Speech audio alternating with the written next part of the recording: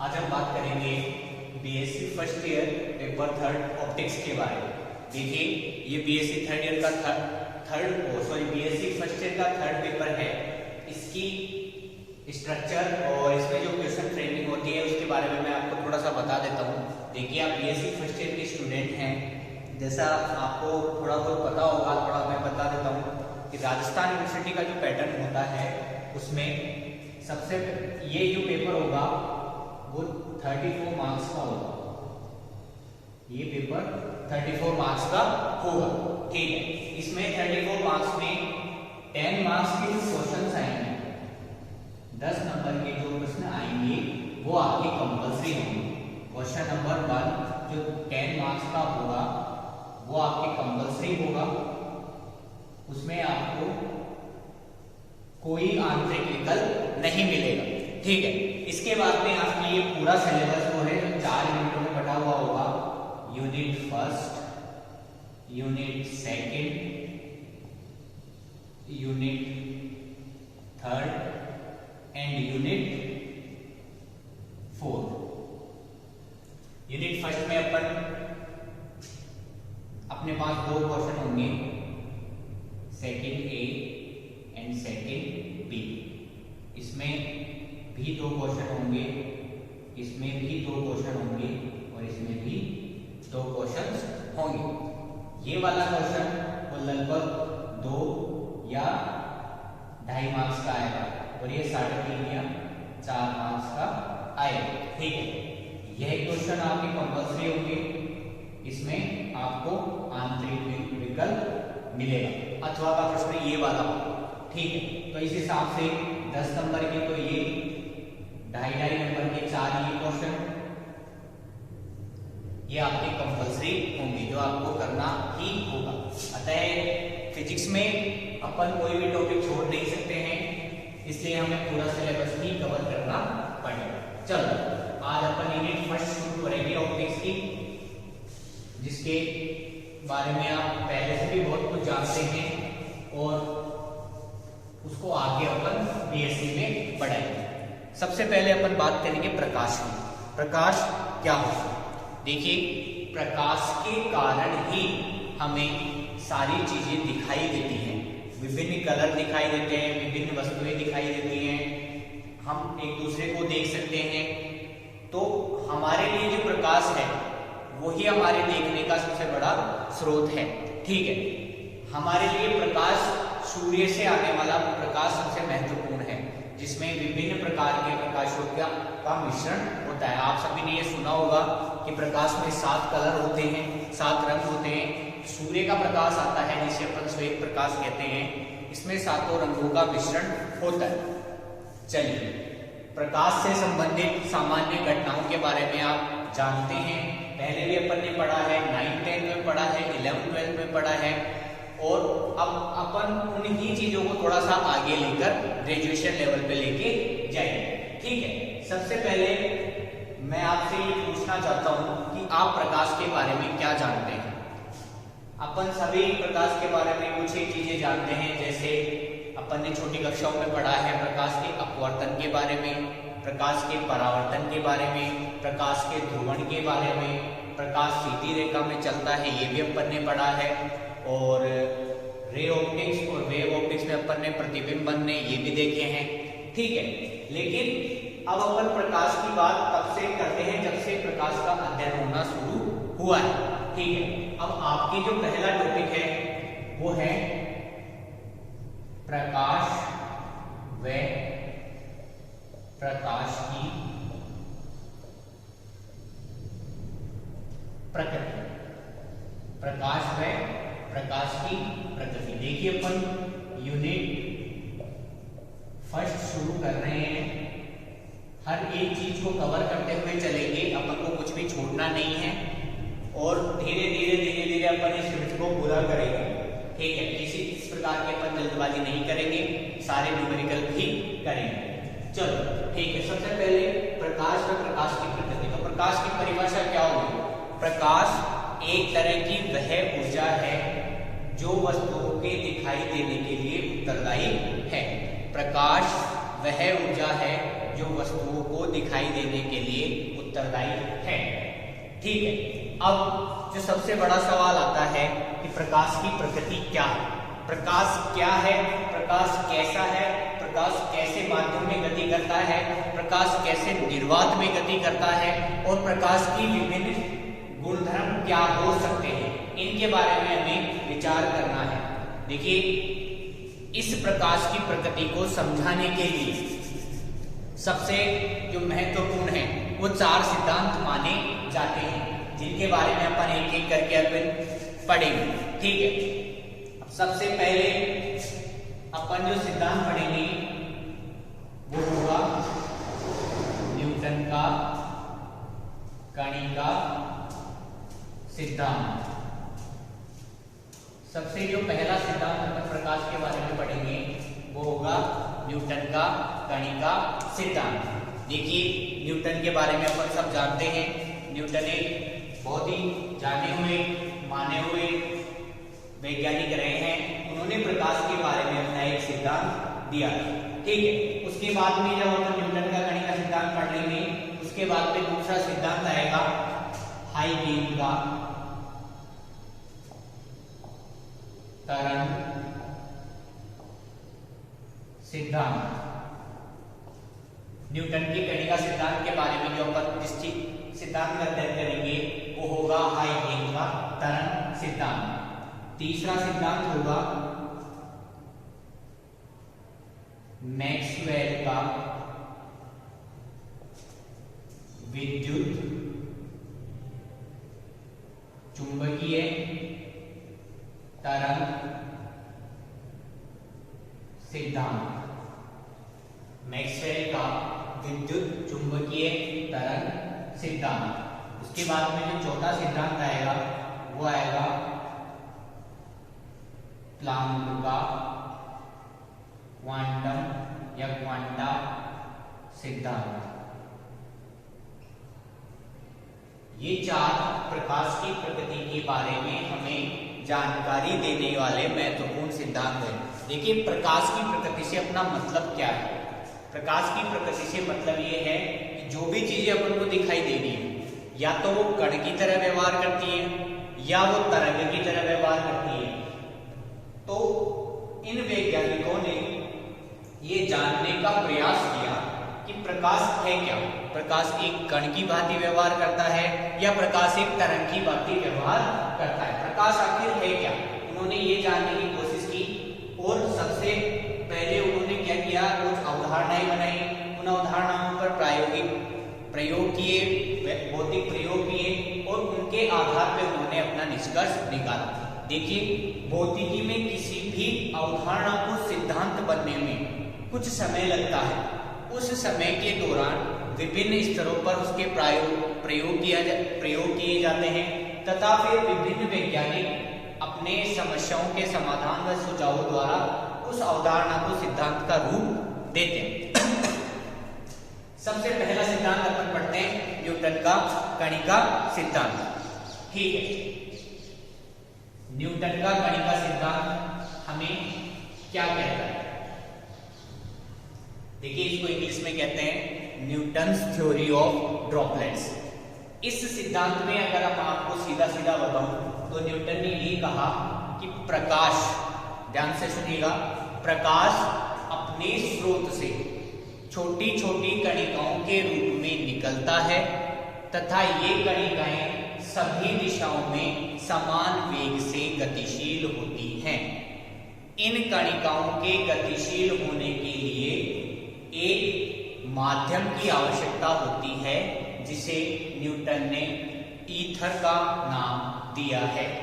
ठीक है, न्यूटन का कणिका सिद्धांत हमें क्या बताता है कि स्रोत से निकलने पर प्रकाश एक समान छोटी छोटी कणिकाओं के रूप में सभी संभावित दिशाओं में गतिशील होता है तथा इन सभी कणिकाओं का वेग एक समान होता है तथा इन कणिकाओं को चलने के लिए एक माध्यम की आवश्यकता होती है जिसे हम ईथर कहते हैं।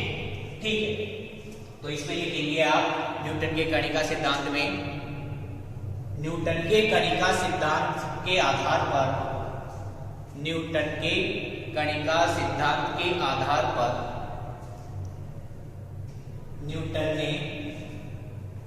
न्यूटन ने यह बताया कि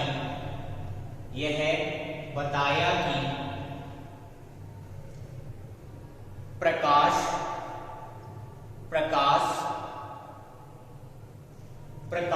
स्रोत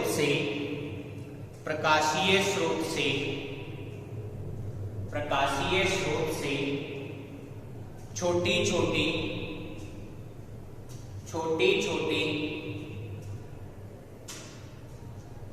दीप्त कणिकाओं के रूप में उत्सर्जित होता है।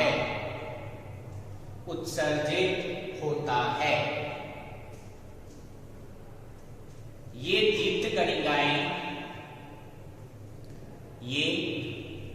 कणिकाएं एक स्थान से दूसरे स्थान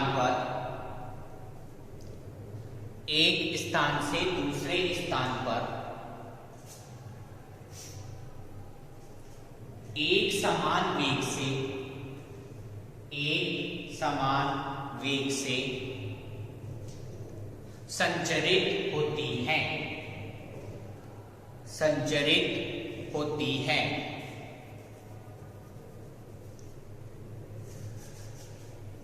न्यूटन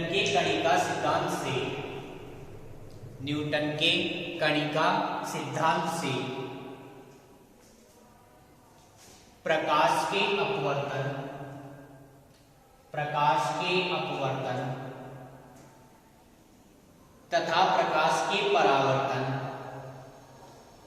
तथा प्रकाश के परावर्तन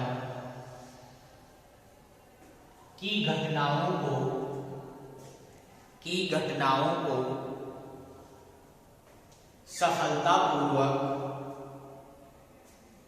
सफलतापूर्वक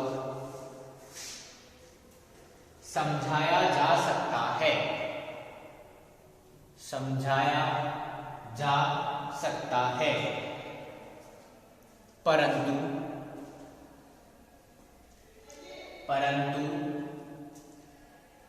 प्रकाश की अन्य घटनाएं इस सिद्धांत द्वारा नहीं समझाई जा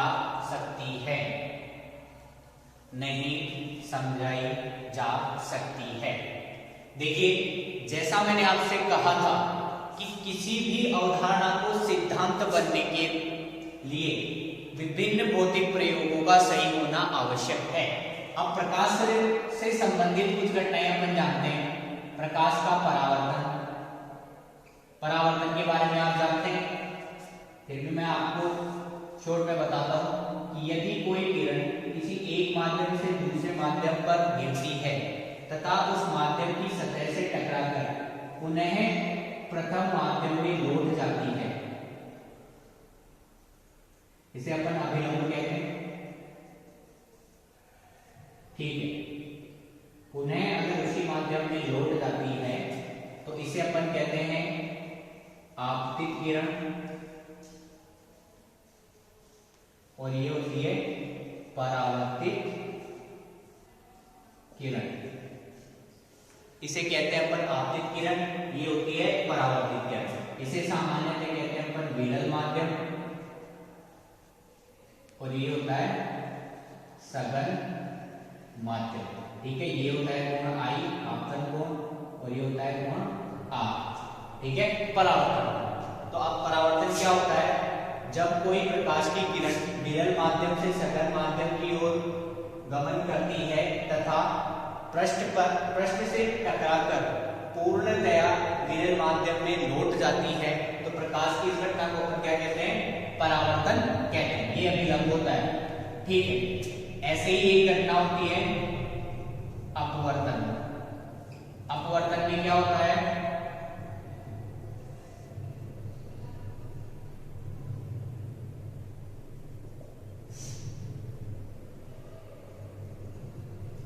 जब कोई प्रकाश की किरण एक माध्यम से दूसरे माध्यम की ओर गमन करती है तो इसका कुछ हिस्सा उसी माध्यम में लौट जाता है तथा कुछ हिस्सा सघन माध्यम के अंदर प्रवेश कर जाता है। प्रकाश की यह घटना क्या कहलाती है? अपवर्तन। ये होती है आपतित किरण, ये होती है परावर्तित किरण और ये होती है अपवर्तित किरण। ये वही अभिलंब, आपतन कोण, अपवर्तन कोण, ये सब ठीक है। ये होते हैं परावर्तन और अपवर्तन, ठीक है। न्यूटन के कणिका सिद्धांत के आधार पर परावर्तन को और अपवर्तन की घटना को सफलतापूर्वक समझाया जा सकता है। लेकिन जो अन्य घटनाएं हैं जिनके बारे में अपन इसी बुक में आगे पढ़ेंगे, उन अन्य घटनाओं में एक है व्यतिकरण, जो अपना अगला टॉपिक होगा, एक है विवर्तन और एक है ध्रुवण। इसको न्यूटन की कणिका सिद्धांत से समझाया जा सकता है, इसको समझाया जा सकता है, इन तीनों को नहीं समझाया जा सकता। अतः न्यूटन के कणिका सिद्धांत को अपन पूर्णतया वैध नहीं मान सकते। हम ये कहेंगे कि वास्तव में ये सिद्धांत आज के जो समय में जितनी भी घटनाएं हैं उनको सफलतापूर्वक नहीं समझा सकता, इसलिए इस सिद्धांत को अपन ने वैध नहीं माना, ठीक है। इसी में न्यूटन के कणिका सिद्धांत में एक छोटी सी बात और है, वो भी आप लिख लीजिए। लिखिए इसमें, न्यूटन के कणिका सिद्धांत के अनुसार, न्यूटन के कणिका सिद्धांत के अनुसार स्रोत से निकलने वाली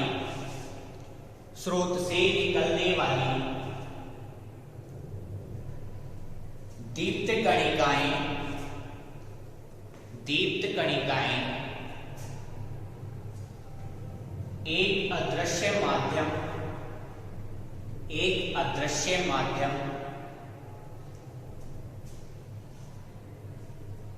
जिसे न्यूटन ने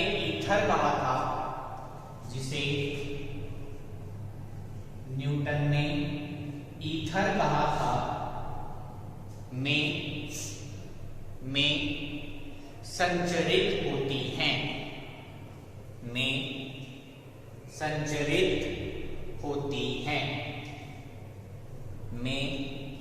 संचरित होती हैं।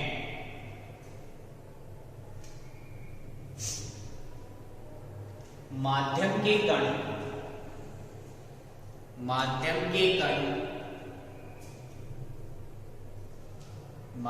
के कण दीप्त कणिकाओं को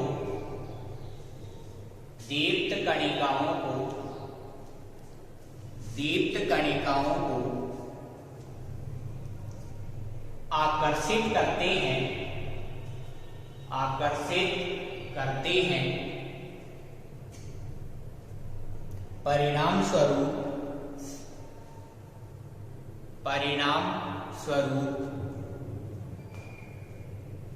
सघन माध्यम में कणिकाओं का वेग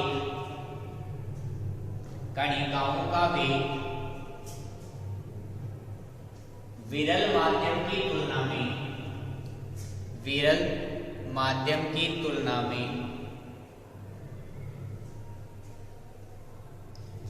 अधिक होना चाहिए,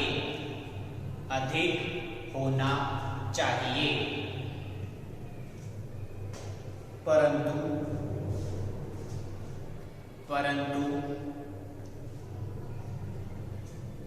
वास्तविक रूप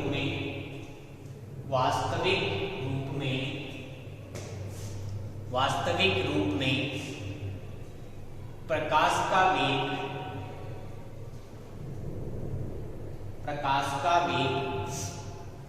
विरल माध्यम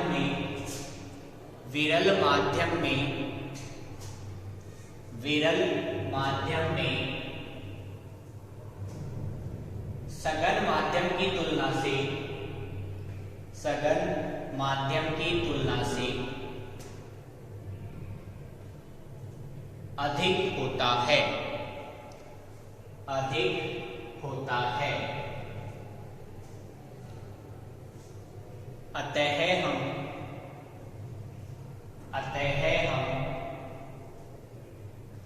कह सकते हैं कि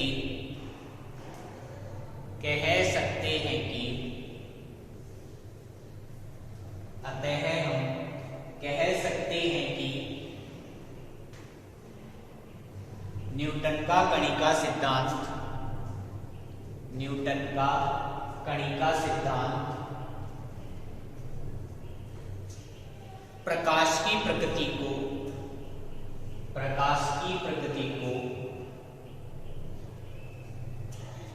समझाने में असफल रहा। प्रकाश की प्रकृति को समझाने में असफल रहा।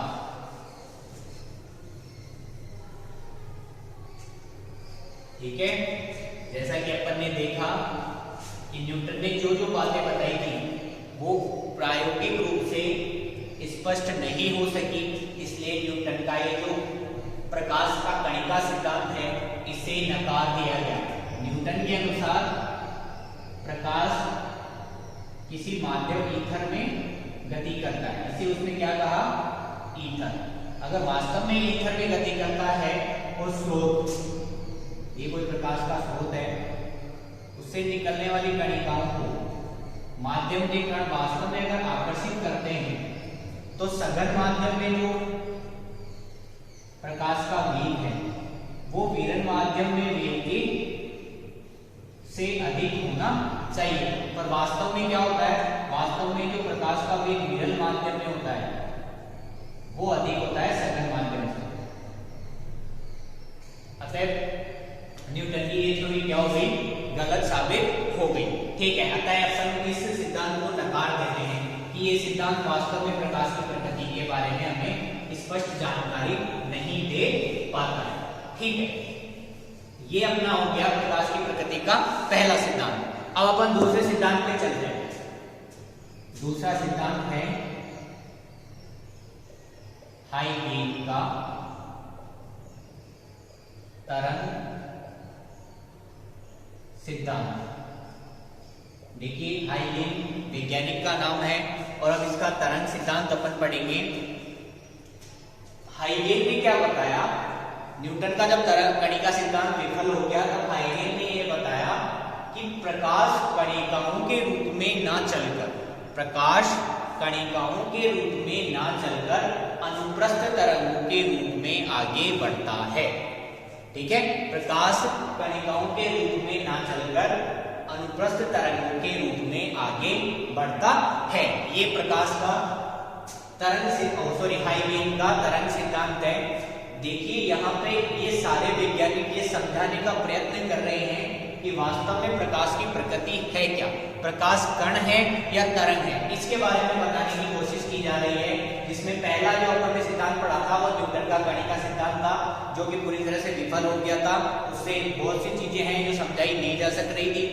अब दूसरा जो सिद्धांत है वो हाइगेन का तरंग सिद्धांत है। ठीक है, इसमें लिखेंगे अपन हाइगेन के तरंग सिद्धांत के अनुसार, हाइगेन के तरंग सिद्धांत के अनुसार, हाइगेन के तरंग सिद्धांत के अनुसार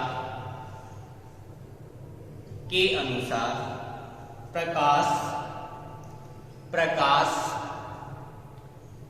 अनुदैर्घ्य तरंगों के रूप में, अनुदैर्घ्य तरंगों के रूप में संचरित होता है। अनुदैर्घ्य तरंगों के रूप में संचरित होता है। प्रकाश के इस सिद्धांत के आधार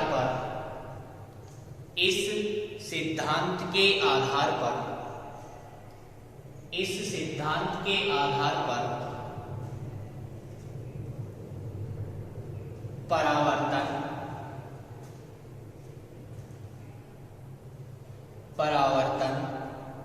तथा अपवर्तन की घटनाओं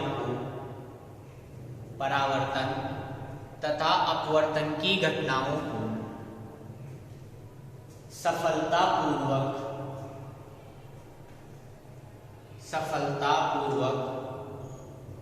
समझाया जा सकता है।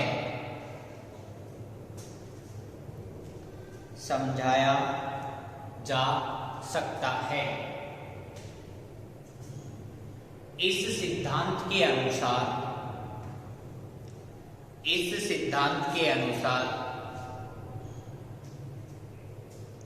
अपवर्तन के समय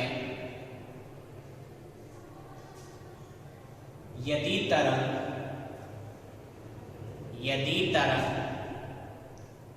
अभिलंब की तरफ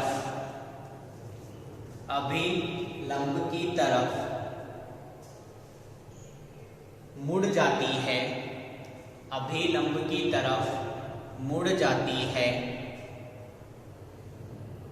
तो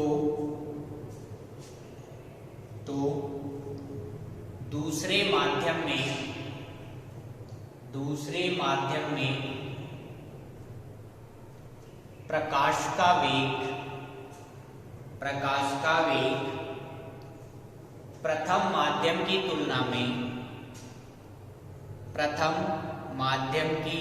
तुलना में कम होता है।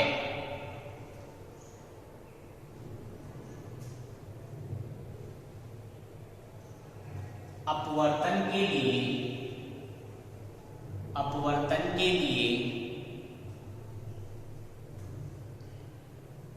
यह घटना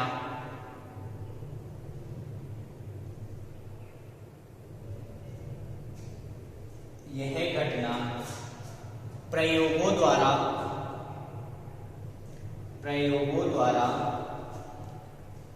सत्य सिद्ध की जा सकती है।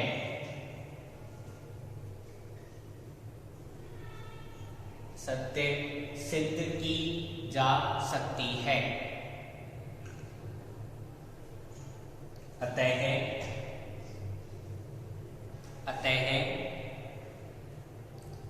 हाइगेन के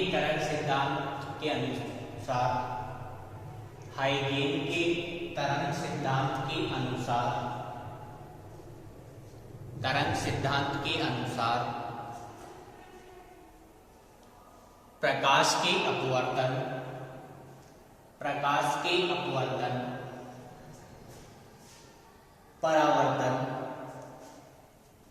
परावर्तन तथा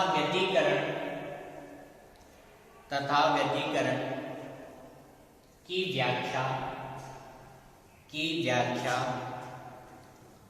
सफलतापूर्वक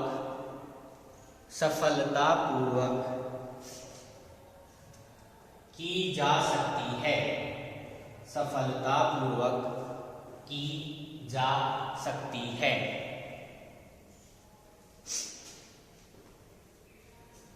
इस सिद्धांत के अनुसार प्रकाश के संचरण के लिए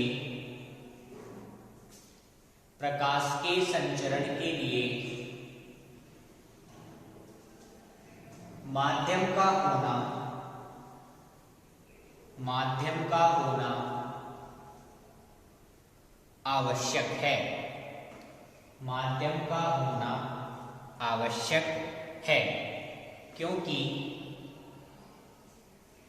क्योंकि इस सिद्धांत में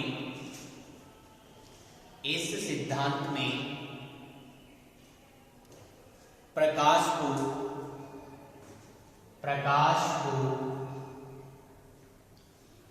अनुदैर्घ्य तरंग माना गया है। अनुदैर्घ्य तरंग माना गया है तथा अनुदैर्घ्य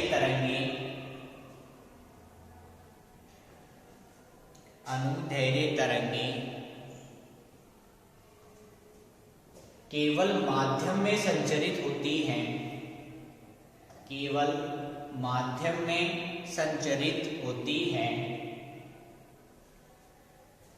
अतः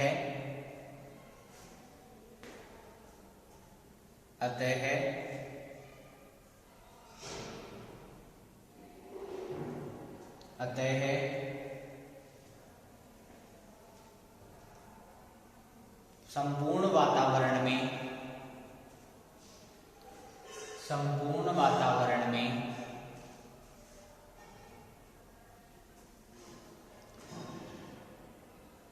एक माध्यम ईथर होना चाहिए, एक माध्यम ईथर होना चाहिए। देखिए हाइगेन ने भी इस माध्यम को ईथर ही माना है, ठीक है। एक माध्यम ईथर होना चाहिए,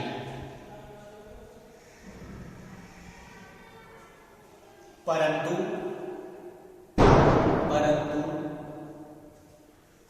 प्रयोगों द्वारा ईथर की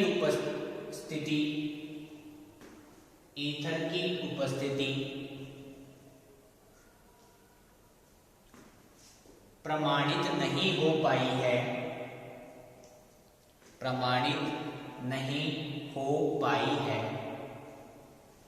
अतः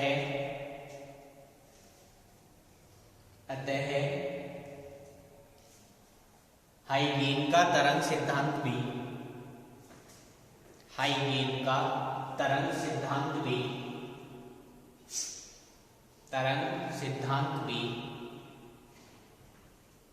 प्रकाश की प्रकृति को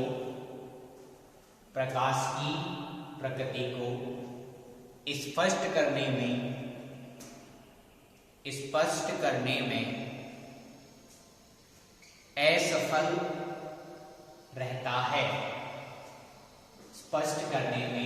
असफल रहता है, ठीक है। देखिए अगर मैं ये सिद्धांत आपको शॉर्ट में बताऊं तो इसकी कुछ प्रमुख बातें क्या हैं। पहली बात क्या है, प्रकाश अनुदैर्घ्य तरंगों के रूप में संचरित होता है। दूसरी अगर मैं बात बताऊं आपको, प्रकाश किसी काल्पनिक माध्यम ईथर में संचरित होता है। तीसरा,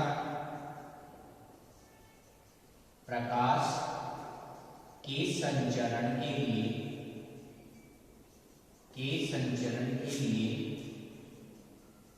माध्यम आवश्यक है, ठीक है। हाइगेन ने बताया कि प्रकाश अनुदैर्घ्य तरंगों के रूप में चलता है, एक बार के लिए अपन ये मान लेते हैं, ठीक है। लेकिन अनुदैर्घ्य तरंगों के लिए तो माध्यम की आवश्यकता होती है। अनुदैर्घ्य तरंगें, ध्यान रखिए, अनुदैर्घ्य तरंगें केवल माध्यम में संचरित होती है,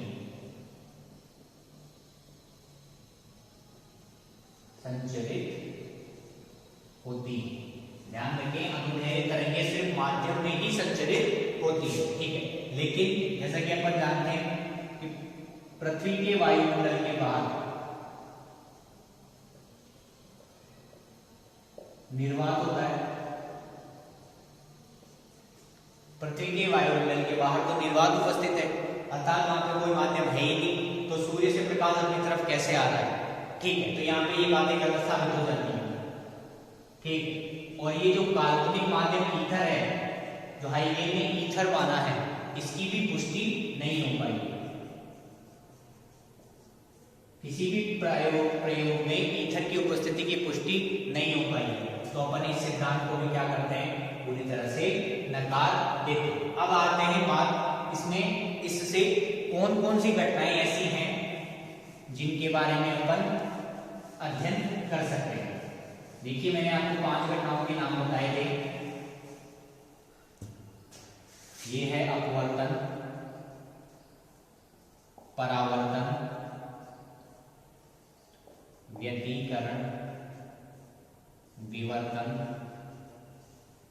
और ध्रुवण। इससे अपवर्तन की व्याख्या हो सकती है, परावर्तन की व्याख्या हो सकती है, अपवर्तन की व्यतिकरण की व्याख्या हो सकती है। इन दोनों की व्याख्या नहीं हो सकती। और जो नए हैं, कॉम्पटन प्रभाव, रमन प्रभाव और प्रकाश विद्युत प्रभाव, ये दोनों आप बीएससी थर्ड ईयर में पढ़ेंगे और ये भी आप बीएससी थर्ड ईयर में ही पढ़ेंगे। ठीक है, इसके बारे में आप थोड़ा सा जानते हैं, 12th में आपने लोगों ने पढ़ रखा है प्रकाश विद्युत प्रभाव के बारे में। इनकी भी व्याख्या इसके द्वारा नहीं की जा सकती है। अतः हाइगेन का जो तरंग सिद्धांत है वो पूर्णतया असफल माना जाता है। ठीक है, ये हमने 2 सिद्धांत हो गए। इसमें पहला अपन ने न्यूटन का कणिका सिद्धांत लिया, जिसमें न्यूटन ने ये बताया था कि प्रकाशीय स्रोत से प्रकाश दीप्त कणिकाओं के रूप में उत्सर्जित होता है। और हाइगेन ने क्या बताया था कि प्रकाश अनुदैर्ध्य तरंगों के रूप में संचरित होता है। अपन अब थर्ड पे चलते हैं। थर्ड जो सिद्धांत है उस पे चलते हैं, मैक्सवेल का विद्युत चुंबकीय सिद्धांत। मैक्सवेल का विद्युत चुंबकीय सिद्धांत। ठीक है, अपन इस पे चलते हैं, मैक्सवेल के विद्युत चुंबकीय सिद्धांत पे। देखिए इसमें कोई भी ज्यादा बड़ी उसने व्याख्या नहीं करी है। उसने क्या किया है कि मैथमेटिक्स की इक्वेशंस का यूज करके, मैथमेटिक्स या गणितीय अभिक्रियाओं का यूज करके उन्होंने प्रकाश का वेग निकाला। जो प्रकाश का वेग विद्युत चुंबकीय तरंगों के वेग के समान ही आया। तो उन्होंने क्या कहा कि प्रकाश एक विद्युत चुंबकीय तरंग की तरह व्यवहार करता है। चलिए इसमें लिखेंगे, इस सिद्धांत के अनुसार, इस सिद्धांत के अनुसार, इस सिद्धांत के अनुसार प्रकाशीय तरंगे, प्रकाशीय तरंगे, प्रकाशीय तरंगे विद्युत चुंबकीय तरंगे होती हैं, विद्युत चुंबकीय तरंगे होती हैं, विद्युत चुंबकीय तरंगे होती हैं, तरंगे होती हैं, क्योंकि विद्युत चुंबकीय तरंगों का, विद्युत चुंबकीय तरंगों का निर्वात में वेग, निर्वात में वेग, निर्वात में वेग प्रकाश के वेग के समान ही प्राप्त होता है। प्रकाश के वेग के समान ही प्राप्त होता है। कितना होता है प्रकाश का वेग? लगभग 3 × 10⁸ मीटर पर सेकेंड। वैसे वास्तव में होता है 2.98 × 10⁸ मीटर पर सेकेंड, लेकिन इसको अपन लगभग ले लेते हैं 3 × 10⁸ मीटर पर सेकेंड। अतः मैक्सवेल ने क्या किया, विद्युत चुंबकीय तरंगों का निर्वात में वेग निकाला। विद्युत चुंबकीय तरंगों का वो लगभग किसके बराबर आया? c, प्रकाश के वेग के बराबर ही आया। अतः उसने क्या कह दिया कि प्रकाश एक विद्युत चुंबकीय तरंग होता है। ठीक है, विद्युत चुंबकीय तरंग के बारे में आप जानते हैं, थोड़ा सा मैं बता देता हूं आपको विद्युत चुंबकीय तरंग होती क्या है। विद्युत चुंबकीय तरंग ऐसी तरंग होती है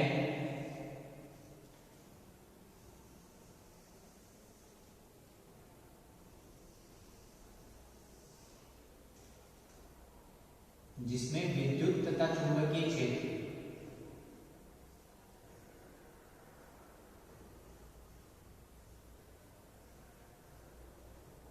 ये E वेक्टर है, ये B वेक्टर है।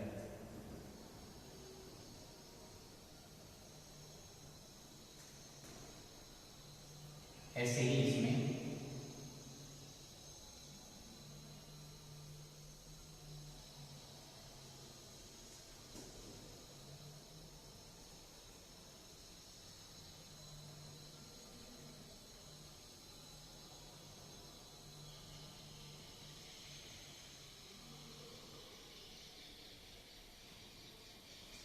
ठीक है, विद्युत चुंबकीय तरंगों में E वेक्टर और B वेक्टर एक दूसरे के परपेंडिकुलर होते हैं। इसे चुंबकीय क्षेत्र सदिश कहते हैं, इसे चुंबकीय क्षेत्र सदिश कहते हैं, इसे विद्युत क्षेत्र सदिश कहते हैं। ये दोनों तो एक दूसरे के लंबवत होते ही हैं और ये दोनों संचरण की दिशा, यदि ये x दिशा में जा रही है तो इसके भी लंबवत होते हैं। अर्थात अगर y और z डायरेक्शन में विद्युत क्षेत्र सदिश और चुंबकीय क्षेत्र सदिश है तो x डायरेक्शन में तरंग की गति होगी या तरंग के संचरण की दिशा होगी। इसे विद्युत चुंबकीय तरंग कहते हैं। इनके बारे में अपन 4th यूनिट में विस्तार से पढ़ेंगे। ठीक है, ये मैक्सवेल का विद्युत चुंबकीय सिद्धांत है जिसमें उसने क्या बताया, गणितीय अभिक्रियाओं से या गणितीय संक्रियाओं से उसने विद्युत चुंबकीय तरंगों का निर्वात में वेग प्राप्त किया। वो वेग, विद्युत चुंबकीय तरंगों का वो वेग प्रकाश के वेग के लगभग समान ही आया। अतः उसने क्या कहा कि प्रकाशीय तरंगें विद्युत चुंबकीय तरंगें ही होती है। चल नेक्स्ट अपन चलते हैं, जो सबसे इंपॉर्टेंट और सबसे आधुनिक है उस पे चलते हैं अपन, प्लांक का क्वांटा सिद्धांत। प्लांक का क्वांटा सिद्धांत। देखिए, क्वांटा का मतलब होता है एक पैकेट, छोटा सा एक पैकेट। ठीक है, इसके बारे में अपन ने पहले भी पढ़ रखा है, फिर से मैं बता रहा हूं आपको। इसको डिटेल में नहीं पढ़ेंगे अपन, थोड़ी ब्रीफ में ही पढ़ेंगे। मैक्स प्लांक एक वैज्ञानिक है जिन्होंने ये बताया कि प्रकाश ऊर्जा के छोटे छोटे पैकेट्स के रूप में संचरित होता है। प्रकाश ऊर्जा के छोटे छोटे पैकेट्स के रूप में संचरित होता है। इन्हें मैक्स प्लांक ने फोटोन कहा। फोटोन, प्रत्येक फोटोन की जो ऊर्जा होती है वो h न्यू, इसे न्यू कहते हैं, h न्यू होती है। जहां पे h तो क्या है, प्लांक स्थिरांक, और न्यू है आवृत्ति। तो प्रत्येक फोटोन की ऊर्जा कितनी होती है, h न्यू, जहां न्यू आवृत्ति है और h प्लांक स्थिरांक है, जिसकी वैल्यू अपन निकालेंगे नेक्स्ट उसमें यूनिट्स में। ठीक है, तो मैक्स प्लांक के अनुसार प्रकाश ऊर्जा के छोटे छोटे बंडलों के रूप में आगे बढ़ता है। ठीक है, अब इसमें लिखेंगे अपन प्लांक के सिद्धांत में, इस सिद्धांत के अनुसार, इस सिद्धांत के अनुसार, इस सिद्धांत के अनुसार प्रकाश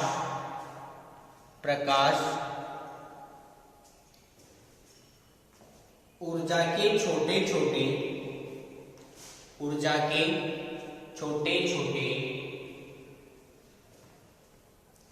बंडलों के रूप में, ऊर्जा के छोटे छोटे बंडलों के रूप में संचरित होता है, संचरित होता है। इन छोटे छोटे बंडलों को इन छोटे छोटे बंडलों को छोटे छोटे बंडलों को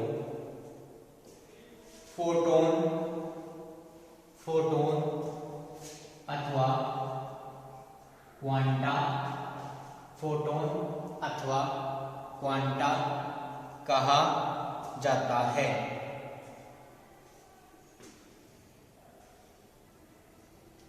फोटोन अथवा क्वांटा कहा जाता है। प्रत्येक फोटोन की ऊर्जा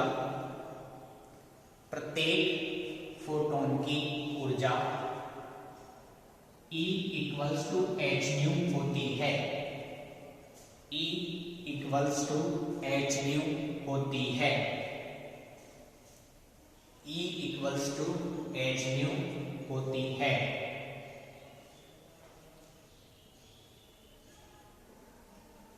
जहां H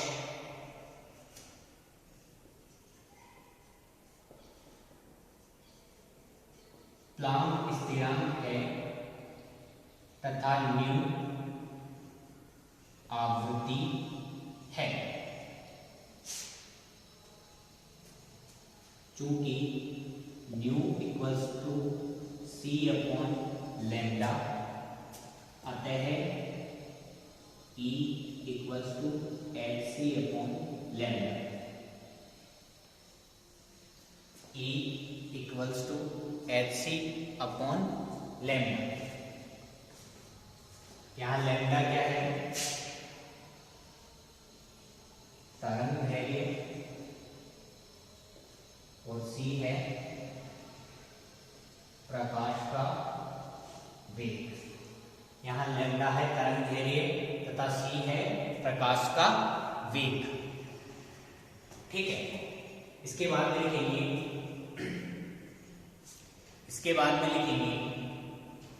प्लांक के क्वांटा सिद्धांत के आधार पर प्लांक के क्वांटा सिद्धांत के आधार पर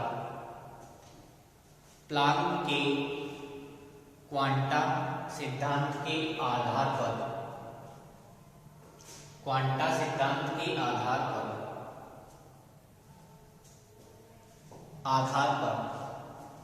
प्रकाश विद्युत प्रभाव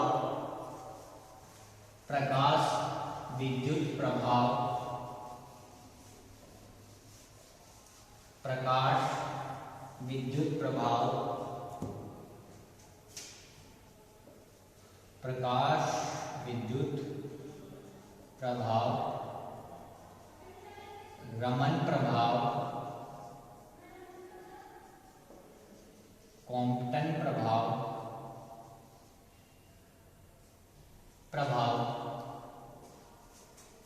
इत्यादि घटनाओं की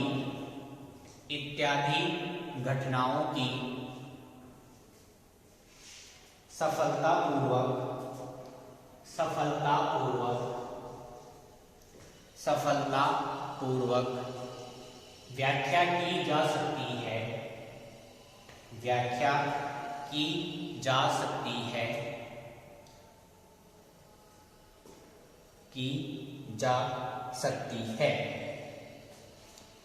ठीक है, ये हो गया प्लांक का क्वांटा सिद्धांत। ठीक है, अब देखो चारों सिद्धांत अपन ने पढ़ लिए। चार सिद्धांत कौन कौन से पढ़े अपन ने? न्यूटन का कणिका सिद्धांत, दूसरा अपन ने पढ़ा हाइजेन का तरंग सिद्धांत, तीसरा अपन ने पढ़ा मैक्सवेल का विद्युत चुंबकीय तरंग सिद्धांत, और चौथा अपन ने पढ़ा था प्लांक का क्वांटम या क्वांटा सिद्धांत। ठीक है, अब इससे अपवर्तन परावर्तन, इनकी व्याख्या हो जाती है, लेकिन व्यतिकरण, विवर्तन, ध्रुवण, इनकी व्याख्या नहीं हो पाती। ठीक है, तो ये तो पूरी तरह से ही क्या हो गया, फेल हो गया। हाइगेन का तरंग सिद्धांत, अपवर्तन, परावर्तन, व्यतिकरण, इनकी क्या करता है, सफलतापूर्वक व्याख्या करता है, लेकिन रमन प्रभाव, कॉम्पटन प्रभाव और प्रकाश विद्युत प्रभाव, इनकी व्याख्या नहीं कर पाता।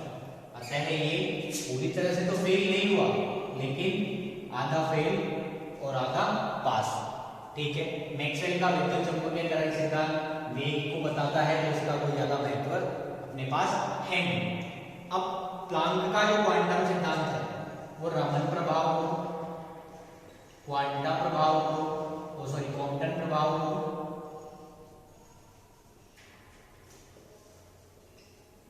और प्रकाश विद्युत प्रभाव, इन तीनों की सफलतापूर्वक समझा देता है।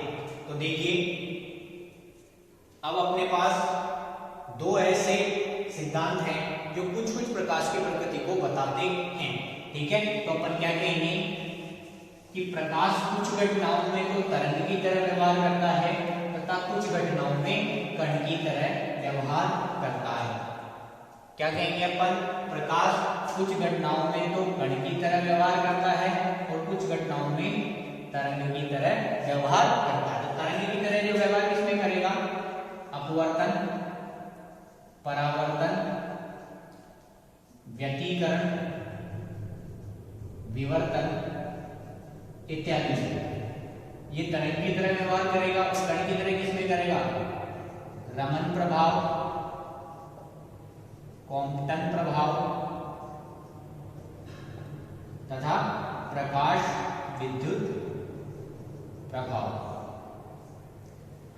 रमन प्रभाव, कॉम्पटन प्रभाव तथा प्रकाश विद्युत प्रभाव, इनके इन घटनाओं में तो ये कण की तरह व्यवहार करेगा और अपवर्तन, परावर्तन, व्यतिकरण, विवर्तन, ध्रुवण, इनमें क्या करेगा, तरंग की तरह व्यवहार करेगा। तो अपन ने क्या निष्कर्ष निकाला, अपन ने ये निष्कर्ष निकाला कि प्रकाश की द्वैत प्रकृति होती है। प्रकाश की प्रकृति द्वैत प्रकृति होती है। प्रकाश की द्वैत प्रकृति होती है, dual nature of light, dual nature of light. इसमें लिखेंगे, अतः स्पष्ट है कि, अतः स्पष्ट है कि, अतः स्पष्ट है कि, अतः स्पष्ट है कि, अतः स्पष्ट है कि प्रकाश कुछ घटनाओं, प्रकाश कुछ घटनाओं जैसे जैसे व्यतिकरण, व्यतिकरण, परावर्तन, परावर्तन, अपवर्तन, अपवर्तन, ध्रुवण में तरंग की तरह, तरंग की तरह व्यवहार करता है, व्यवहार करता है तथा तथा प्रकाश विद्युत प्रभाव, प्रकाश विद्युत प्रभाव, कॉम्पटन प्रभाव, कॉम्पटन प्रभाव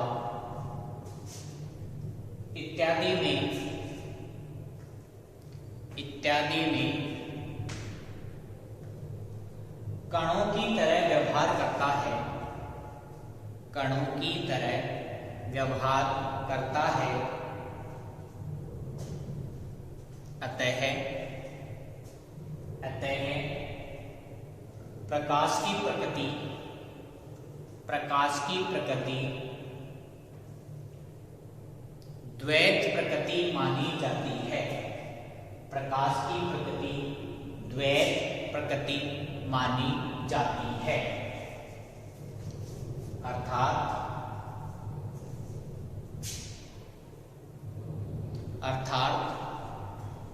प्रकाश कण